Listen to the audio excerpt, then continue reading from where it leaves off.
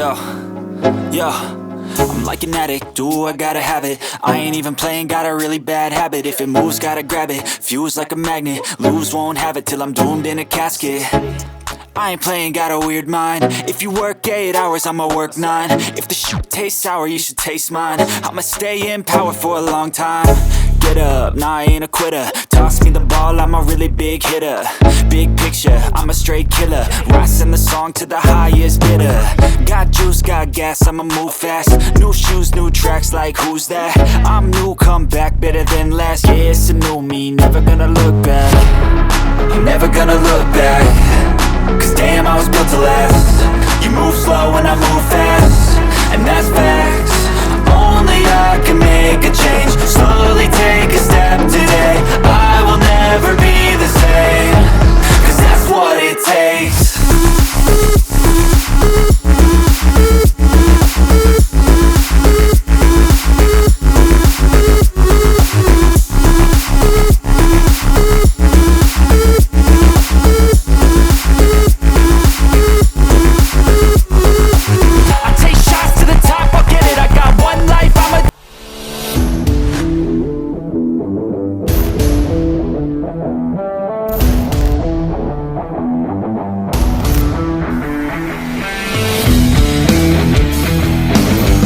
Ibinida sa kauna-unahang Robotics National Competition sa Laguna ang mahigit 70 robot. Our objective is to show to the Filipino, especially the students, that development robotics program is alive and well in the Philippines.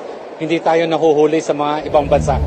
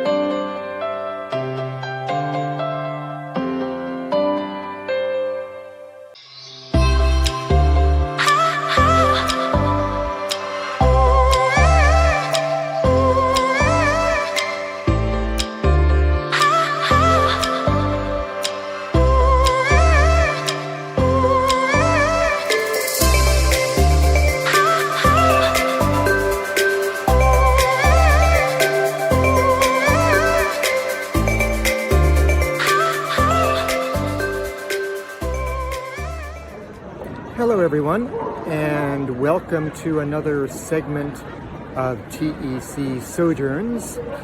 Today we are in Yokohama, and what I want to do today is to give you a kind of mini tour of one of my favorite areas in the Tokyo-Yokohama area, which is called Minato Mirai. Now, Minato Mirai is the area kind of near the port, or the bay, the Yokohama Bay, the water.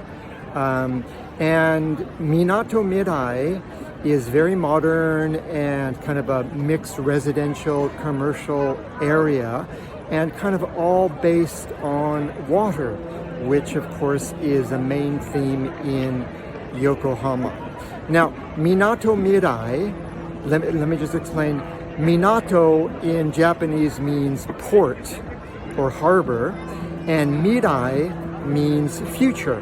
So Minato Mirai basically means the port of the future. Now what's interesting is that about 30 years ago or 35 years ago, when I first got to Japan, this area was completely flat. There was nothing here. It was basically a flat field, and there was just a big sign in the field that said Minato Mirai coming soon.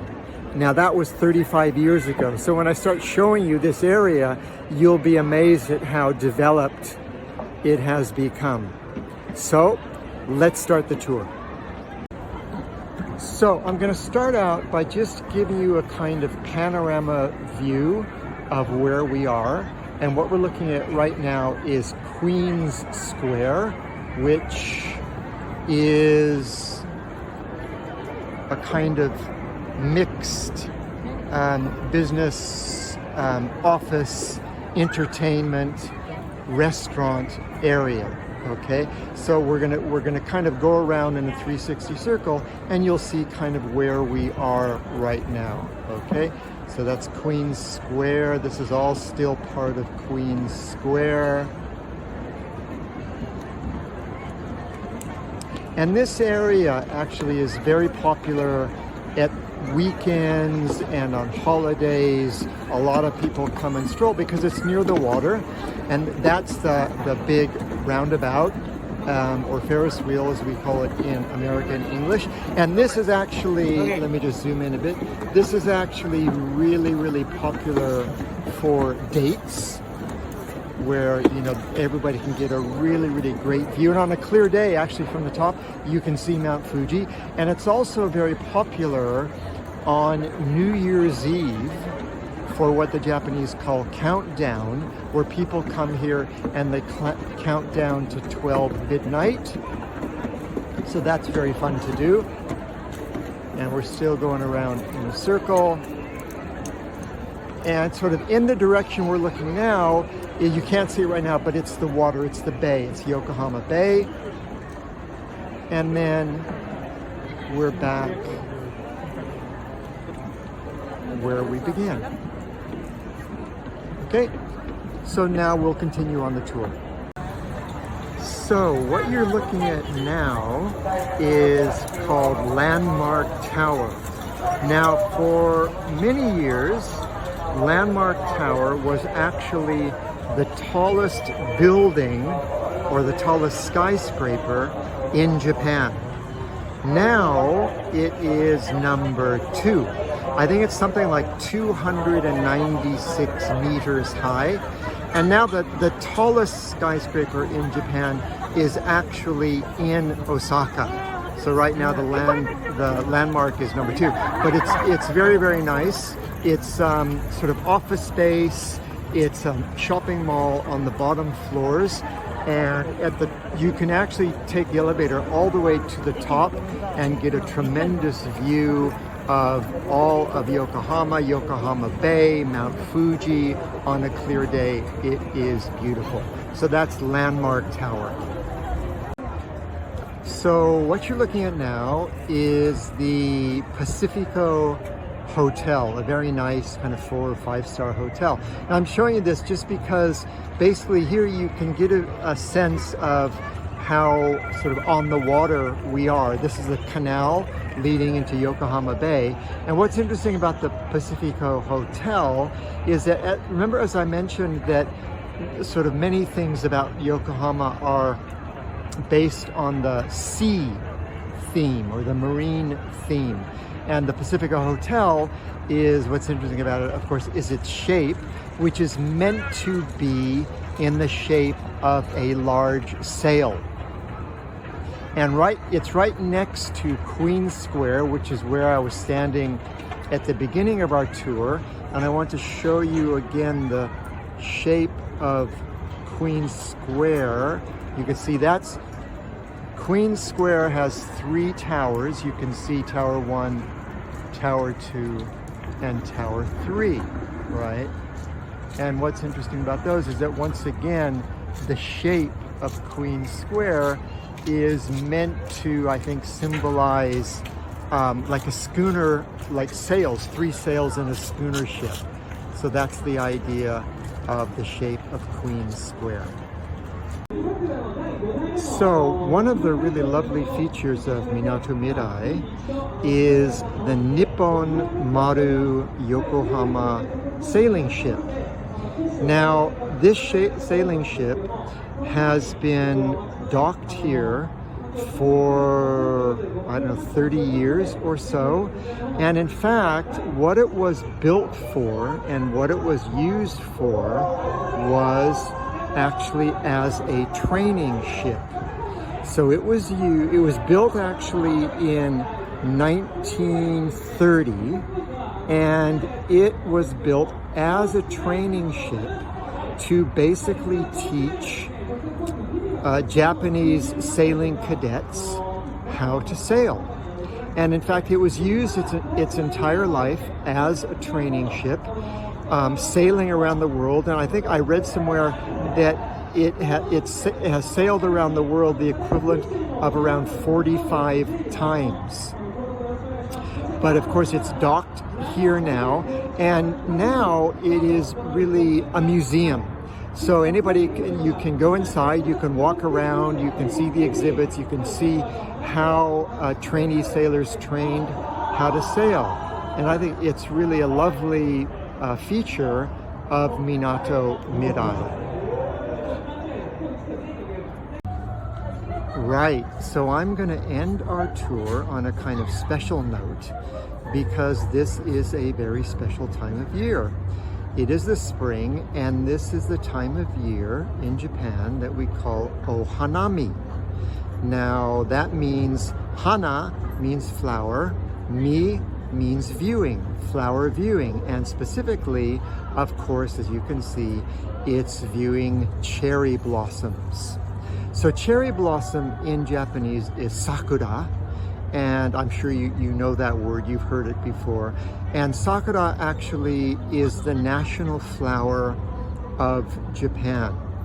And every year at this time of year, it's a little bit different every year because it depends on the weather, but the cherry blossoms bloom for just a few days.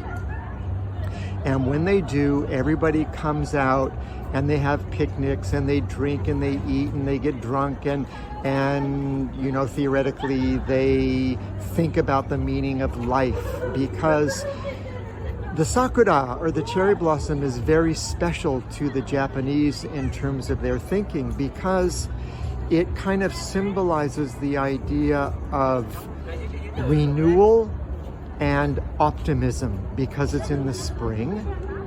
But also, more than that, it symbolizes the idea of kind of non-permanence, the impermanent nature of life, the transient or changing nature of life, because the cherry blossoms only bloom for a few days and then they fall and it's finished.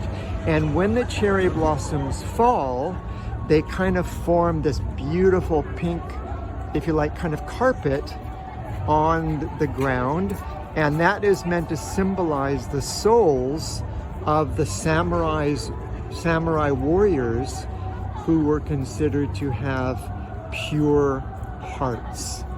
So that's the idea of sakura and Ohanami. So I hope you have enjoyed our little tour, and particularly the view of the cherry blossoms. Thank you for joining. Please tune in next Thursday at 8 p.m. for another episode of TEC Sojourns. And once again, please don't forget to follow and subscribe to TEC on all of your social media, YouTube, Facebook, Instagram, and Twitter. Right. So until next time, Inga ka and sige na.